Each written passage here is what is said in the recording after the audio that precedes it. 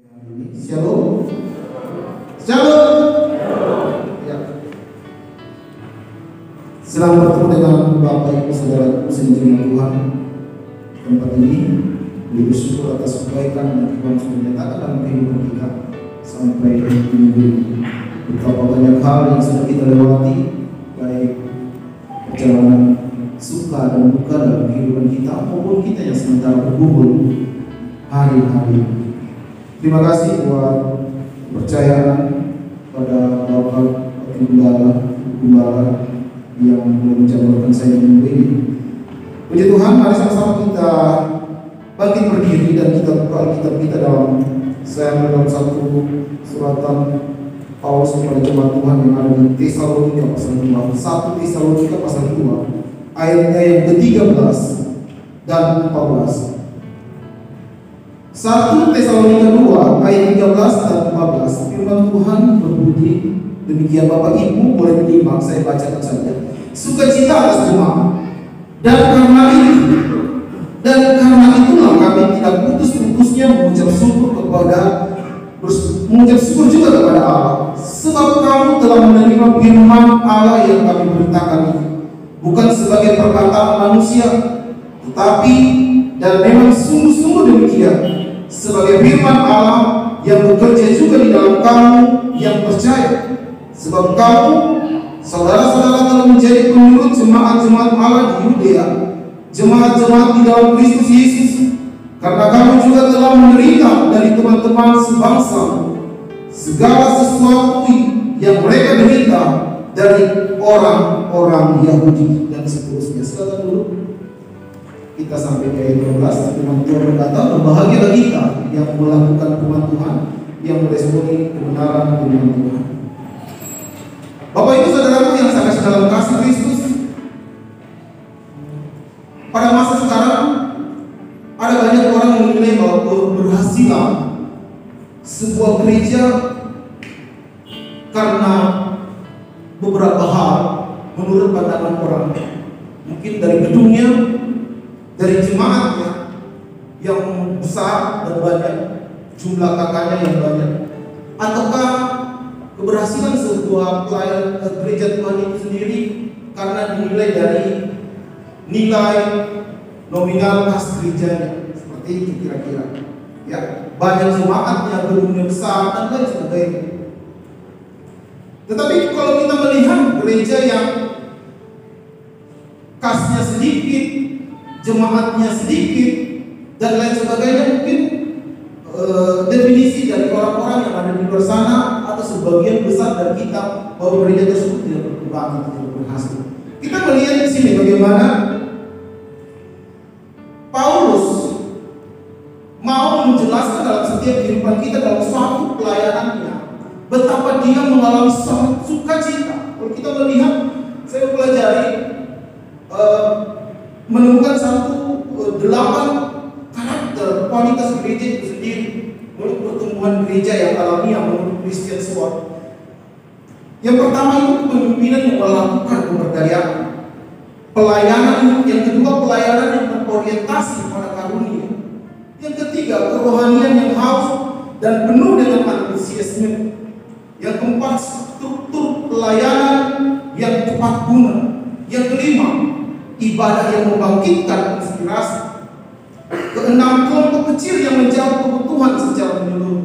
Dan yang ketujuh, penginjilan yang berorientasi pada kebutuhan. Dan yang kedelapan, hubungan yang penuh dengan kasih. Dari 8 karakter dari kualitas gereja, pertumbuhan gereja alamiah menurut Christian Sword, ini adalah sesuatu hal yang bisa kita ukur, Bapak Ibu Saudara, sehingga pelayanan atau gereja kita bisa bertumbuh, gereja kita bisa dikatakan berhasil, mulai dari kepemimpinan yang melakukan pemberdayaan. Apakah pemimpin di tempat ini sudah melakukan pemberdayaan kepada jemaat-jemaat Tuhan? Pelayanan yang berorientasi karunia, bahkan sampai hubungan yang penuh dengan kasih. Dari ke-8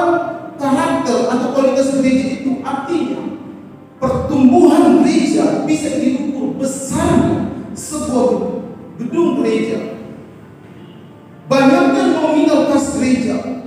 Tetapi dari 8 itu kita bisa ukur apakah kita berada pada posisi ke-8 karakter menurut Christian Sword tadi. Artinya nilai kualitas menunjukkan seberapa baik kualitas suatu gereja dikembangkan. Kalau kita melihat di sini begitu banyak dari generasi ke generasi yang saya sendiri boleh saksikan. Dulu anak-anak sekolah minggu saya sudah mulai melayani Tuhan. Artinya ada suatu perkembangan, ada suatu kualitas yang sangat baik yang bisa kita lihat secara kasat mata. Kita melihat di sini bahwa nilai kualitas menunjukkan seberapa besar kualitas suatu gereja dapat dikembangkan. Hal ini didasarkan pada evaluasi ke-8 karakteristik tadi. Saya ambil ini karena saya tahu bahwa 8 karakteristik ini pertumbuhan gereja adalah judul skripsi saya pada saat saya kuliah dulu. Jadi saya sangat tahu akan pendapat-pendapat dari Christian Sword itu sendiri. Namun jika kita melihat dari nats yang kita baca tadi, bagaimana Rasul Paulus memiliki konsep yang berbeda dengan konsep kekristenan masa kini. Menurut Rasul Paulus, bahwa pertumbuhan iman dan sikap setia menjadi penurut firman Allah yang dikatakan di ayat yang 14 tadi adalah menjadi tolak ukur keberhasilan sebuah gereja. Kita kembali dalam nats kita, Bapak Ibu Saudara. Sebab kamu dalam posisi sangat sukacita di sini, bagaimana Rasul Paulus melihat, mendengarkan kabar dari jemaat Tuhan yang ada di Tesalonika. Bapak Ibu Saudara kasih Tuhan, mereka tahu bahwa saudara-saudara telah menjadi penurut jemaat-jemaat Allah di Yudea, jemaat-jemaat di dalam Kristus Yesus, karena kamu juga telah menderita dari teman-teman sebangsamu segala sesuatu yang mereka derita dari orang-orang Yahudi. Kita melihat, saya katakan tadi, bahwa konsep dari Rasul Paulus melalui pertumbuhan iman dan jemaat Tuhan, dia lihat dari sikap setianya menjadi penurut firman Allah. Kalau kita melihat di sini, apakah kita sudah menggambarkan bahwa kita adalah orang-orang yang setia hari-hari ini? Apakah kita menjadi penurut akan firman Allah? Inilah konsep dari Rasul Paulus kepada jemaat Tuhan yang ada di Tesalonika. Dia pun juga gambarkan dalam kehidupan kita sebagai jemaat Tuhan yang ada di GPI Mandoa. Kesetiaan menjadi penurut firman Allah hendaklah menjadi bagian kita. Artinya dalam keberadaan jemaat tetap saling mengasihi, tolong menolong, hidup dalam persatuan dan kebersamaan, dan tetap beriman kepada Tuhan Yesus Kristus. Walaupun kita melihat latar belakang sidang jemaat Tuhan yang ada di Tesalonika, mereka mengalami tekanan, himpitan yang membuat mereka dikatakan hidup di dalam penderitaan, hidup di dalam penganiayaan. Tetapi pada hakikatnya tertanam baik kebenaran firman Allah yang setiap hari disampaikan oleh Rasul Paulus untuk tetap hidup di dalam kesetiaan, untuk tetap hidup menjadi penurut firman Allah. Inilah gambaran kekristenan yang juga menjadi gambaran jemaat GPD yang ada di dunia. Bapak Ibu Saudara yang saya kasih dalam kasih Kristus, dengan prestasi iman yang dialami oleh jemaat Tuhan yang ada di Tesalonika adalah jemaat yang sangat luar biasa. Mereka tetap diakui sebagai orang yang setia.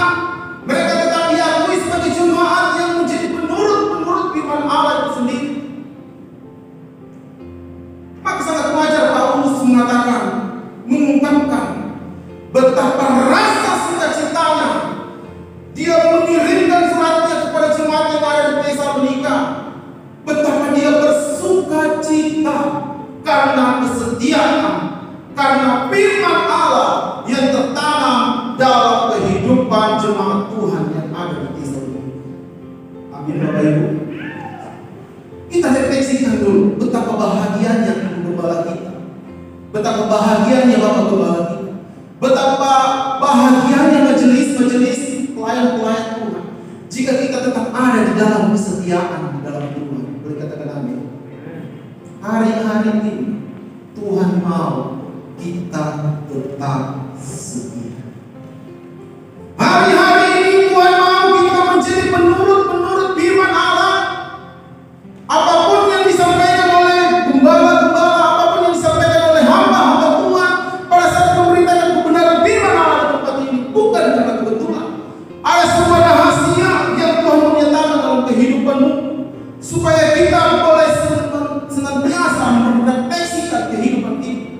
Apakah kita tetap ada di dalam Tuhan, koridor-koridor Allah dalam kehidupan kita. Kita melihat sih alasan Paulus kenapa dia sangat bersukacita. Yang pertama di ayat yang ke-13 saya rangkumkan Bapak Ibu Saudara. Mereka bertumbuh dalam firman Allah. Yang kedua, mereka menjadi penurut-penurut Allah itu sendiri, dan mereka tetap beriman sekalipun di dalam penderitaan. Bapak Ibu, kalau kita melihat latar belakang penderitaan Rasul Paulus, pelayanan Tuhan yang ada di Tesalonika, mungkin tidak seberapa dengan penderitaan atau pergumulan. Saya bersyukur kita boleh ada saat ini semua anak-anak Tuhan. Kita bersyukur karena Tuhan masih meneguhkan kehidupan iman percaya kita. Tuhan masih memperkenankan kita boleh ada menikmati firman Allah. Kalau kita melihat di daerah-daerah konflik atau di daerah-daerah orang lain, mereka mengalami bencana-bencana yang mereka tidak bebas untuk mendengarkan firman Allah. Oleh sebab itu kita yang ada saat ini, kita belajar bagaimana memiliki iman yang dinamis, bagaimana kita memiliki iman yang bertumbuh, bagaimana kita hidup di dalam keyakinan yang teguh akan firman Allah. Mari sama-sama kita membuka dalam Roma pasal yang ke-10 ayat yang ke-17. Bapak Ibu Saudaraku yang saya kasih dalam kasih Kristus, Roma 10 ayat yang ke-17.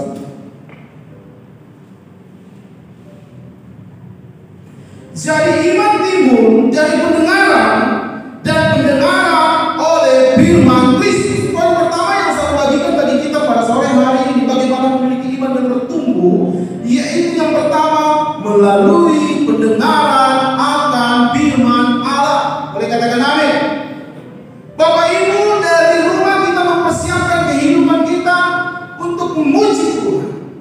Dari rumah kita mempersiapkan kehidupan kita supaya kita menerima berkat firman Allah.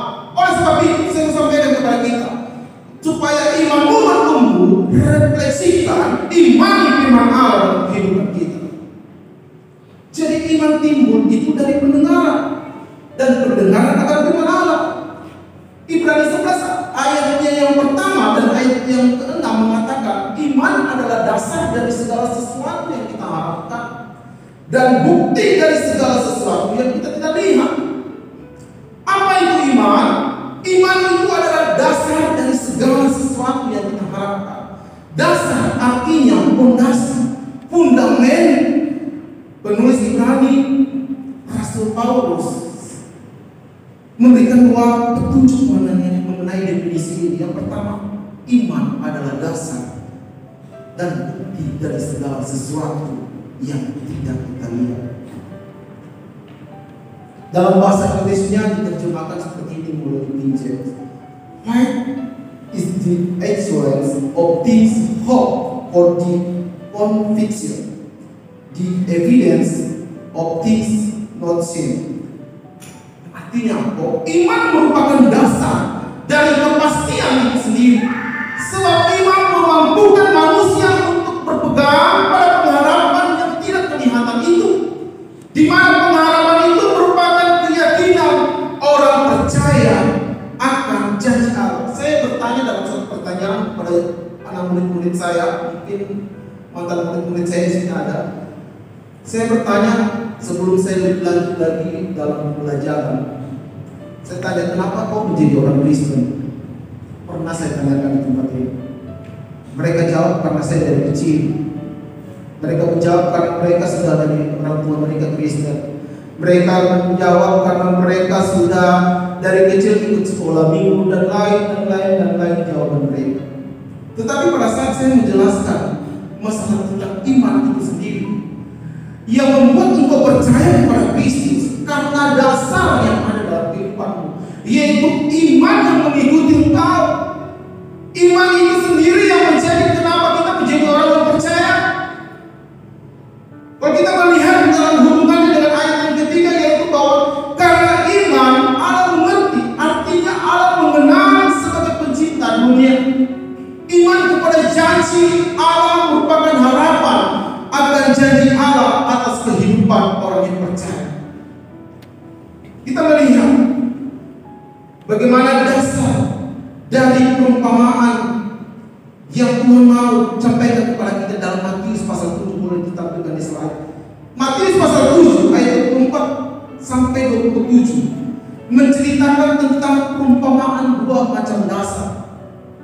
Pada saat orang membangun rumah yang dibangun di atas batu ialah orang yang mendengarkan firman Allah dan melakukannya. Orang yang membangun rumah di atas pasir ialah orang yang mendengarkan firman Allah tetapi tidak melakukannya. Dari kedua macam perumpamaan ini, orang tersebut sama-sama mendengarkan firman Tuhan, tetapi respon mereka berbeda. Bukankah dalam kitab Mazmur pasal 1 ayat 1 dan 3, Mazmur pasal 1 dikatakan bahwa, sama-sama kita buka Mazmur pasal 1. Ya. Berbahagialah orang yang tidak berjalan menurut nasihat orang fasik, yang tidak berdiri di jalan orang berdosa, dan yang tidak duduk dalam kumpulan pencemooh, tetapi yang kesukaannya ialah Taurat Tuhan, dan yang merenungkan Taurat itu siang dan malam. Ayat 3. Ia seperti pohon yang ditanam di tepi aliran air, yang menghasilkan buahnya pada musimnya, dan yang tidak belayu daunnya. Apa saja yang diperbuatnya berhasil. Bapak Ibu saudaraku yang saya kasih dalam kasih Kristus, kita melihat di sini bagaimana pemazmur mau menyatakan dua satu perbandingan, dua jenis orang yang diakui oleh Allah itu sendiri, masing-masing dengan sekumpulan prinsip hidup tertentu. Yang pertama, orang saleh dan orang yang fasik. Orang saleh berciri kan satu menceritakan tentang menghidupkan satu kebenaran, kasih, ketaatan kepada firman Allah itu sendiri, dan jawaban di atas semua itu apa saja yang memperbuat dijadikan berhasil.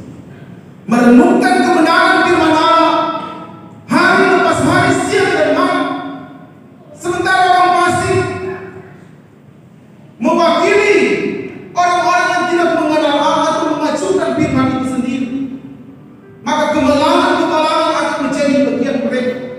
Kita melihat di sini bagaimana dengan firman Allah yang didengar oleh iman akan kebenaran Tuhan, oleh iman akan firman Allah itu sendiri, akan menjadi bagian kehidupan kita, sehingga kita menjadi orang-orang yang bertumbuh di dalam iman itu sendiri, memiliki iman yang bertumbuh melalui firman Tuhan, karena iman timbul dari pendengaran dan pendengaran oleh firman Allah itu sendiri. Yang kedua yang sama bagikan bagaimana memiliki iman yang bertumbuh, Bapak Ibu Saudara, melalui ujian atau proses satu kehidupan. Di ayatnya yang ke-14 dari pembacaan kita, Bapak Ibu, kita kembali ayat yang ke-14, bagian atau kita baca satu ayat ini. Sebab kamu saudara-saudara telah menjadi penurut jemaat-jemaat Allah di Yudea, jemaat-jemaat di dalam Kristus Yesus, karena kamu juga telah menderita. Karena kamu juga telah menderita dari teman-teman sebangsa, segala sesuatu yang mereka derita dari orang-orang Yahudi. Yang kedua, melalui ujian atau satu proses kehidupan. Bapak Ibu Saudara yang saya kasih dalam kasih Kristus, emas yang murni ialah emas yang telah melewati berbagai tahapan pemurnian. Kalau di sini ada pausi pasti lebih tahu ya. Tujuannya ialah untuk memisahkan antara emas murni dengan bahan-bahan lain yang bukan emas murni. Contohnya seperti kotoran atau tembaga atau perak itu sendiri. Sehingga perlu pemurnian dari emas itu sehingga menjadi barang yang mulia. Iman kita juga demikian Bapak Ibu Saudara. Ketika kita mau naik kelas, ketika kita mau mengalami eskalasi dalam kehidupan kita, maka iman kita harus diproses. Kalau iman kita mau bertumbuh, maka iman kita harus diproses, harus lepas hari. Harus ada ujian-ujian yang harus kita lewati. Dalam 1 Korintus pasal 10 ayat 13 mengatakan bahwa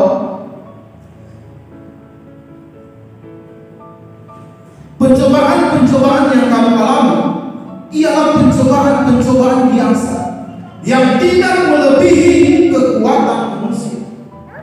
Pada saat kita diuji Tuhan, pada saat kita mengalami proses Tuhan, dikatakan bahwa pencobaan, proses itu tidak akan melebihi kekuatan kita.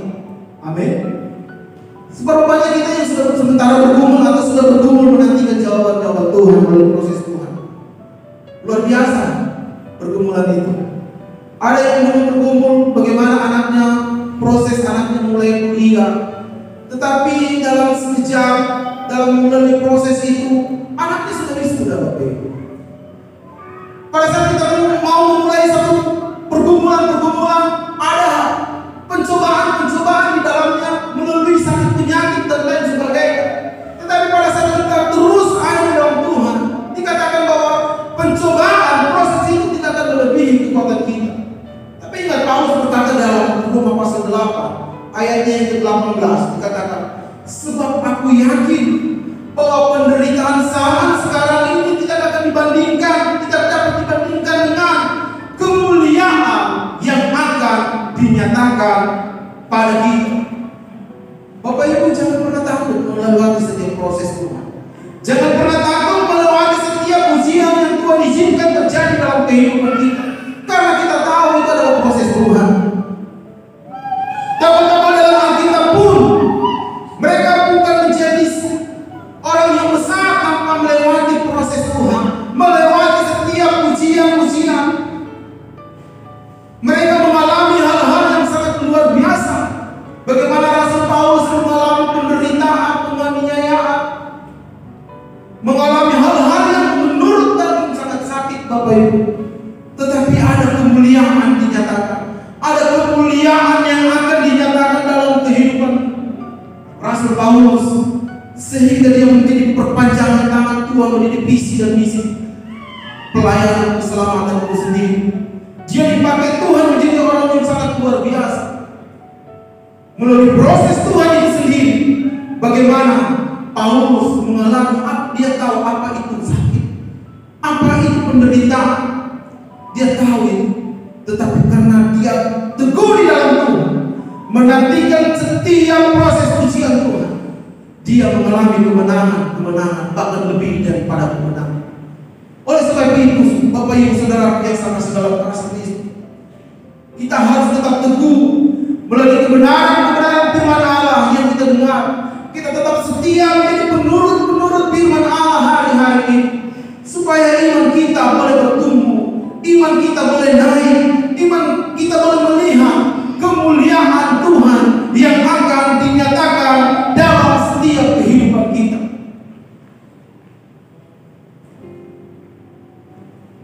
Sebagai orang Kristen, bukanlah suatu perjalanan yang baik Bapak Ibu Saudara. Akan banyak penderitaan, akan banyak. Hari ini kita mungkin dengar kisah MKEC yang ada di YouTube yang biasa kita dengar, bagaimana dia betul-betul membayar harga untuk Tuhan. Dia harus dianiaya, dia harus mengalami penderitaan dan lain sebagainya karena mengikut Tuhan. Ada harga yang harus dibayar. Dalam 1 Petrus, coba dibukakan dalam 1 Petrus ayat 5 pasal 5 ayat 10 dikatakan seperti ini.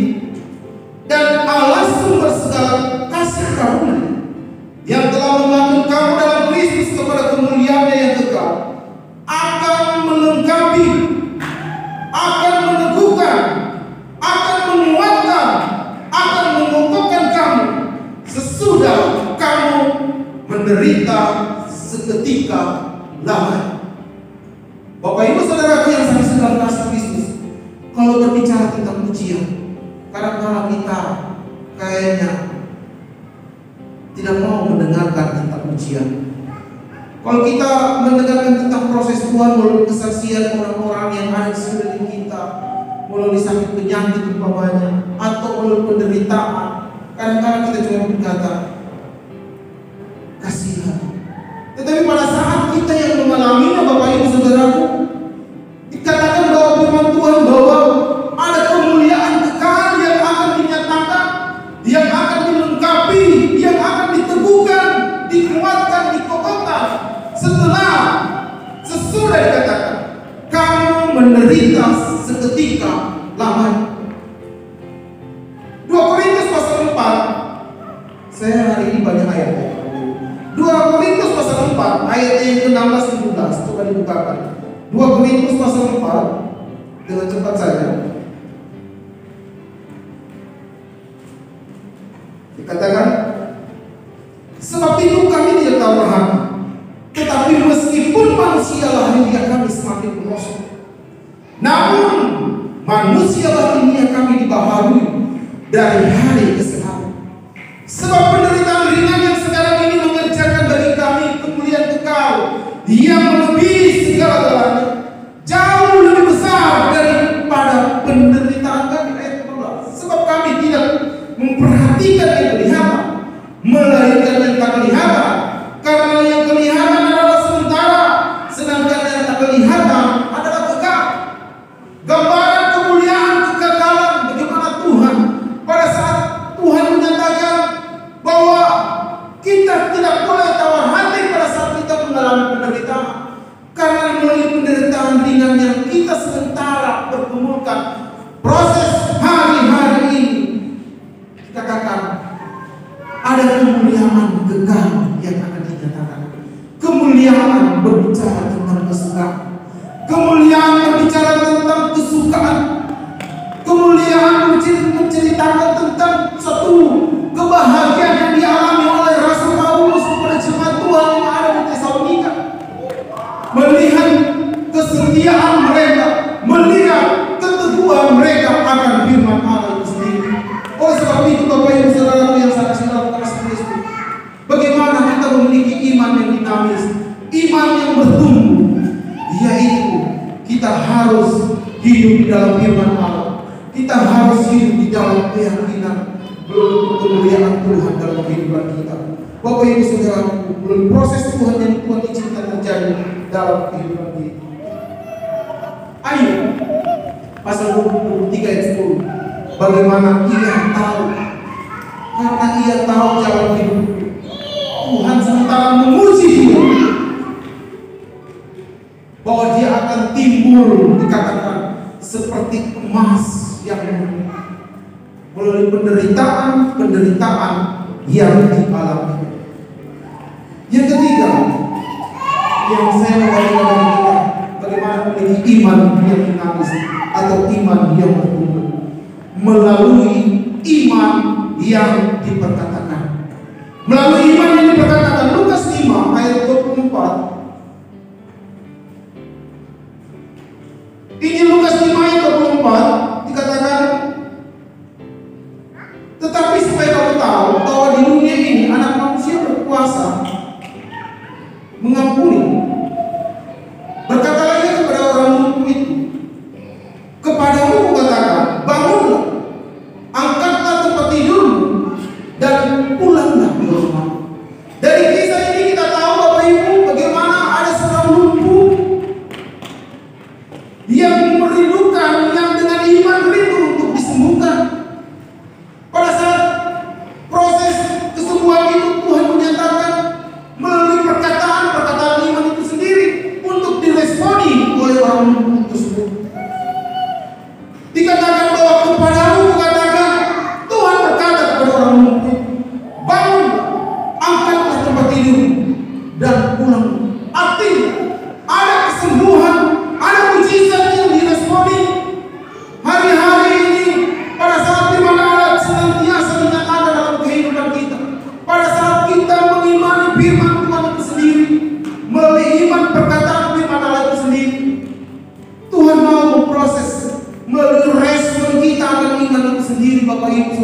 kasih Tuhan, supaya kita bisa sembuh, supaya kita bisa mengalami keajaiban, mengalami mujizat-mujizat Tuhan dalam setiap kehidupan kita melalui iman yang kita perkatakan itu sendiri. Ia berkata kepada orang lumpuh itu, bangunlah dan angkatlah tempat tidur. Yohanes pasal 1 ayat 4 mengatakan, dalam Dia ada hidup, dan hidup itu adalah terang manusia. Dalam Dia ada firman Allah. Kata hidup di sini menggunakan dalam bahasa aslinya soke, yang merujuk suatu pengertian kepada suatu kepenuhan hidup yang secara esensial dan etis menjadi milik Allah itu sendiri.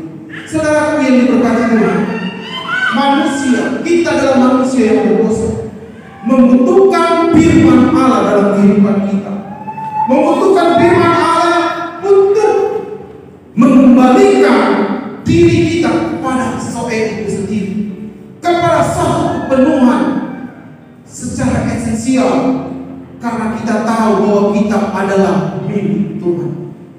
Hidup Allah yang ada dalam diri kita, kita kerjakan. Bagaimana Allah mau bergerak dalam kehidupan kita hari-hari ini, untuk kita bisa memperkatakan iman melalui perkataan-perkataan kita. Kiranya apa yang menjadi kebenaran firman Allah pada sore hari ini, kita boleh responi, memiliki iman yang dinamis atau iman yang bertumbuh. Kita menjadi penurut-penurut firman Allah. Kita menjadi orang-orang yang hidup, yang kesukaannya ialah firman Allah itu sendiri, melalui proses Tuhan dan melalui perkataan iman itu sendiri dalam kehidupan kita, sehingga kita boleh sadar bahwa sesungguhnya semua karena anugerah Tuhan.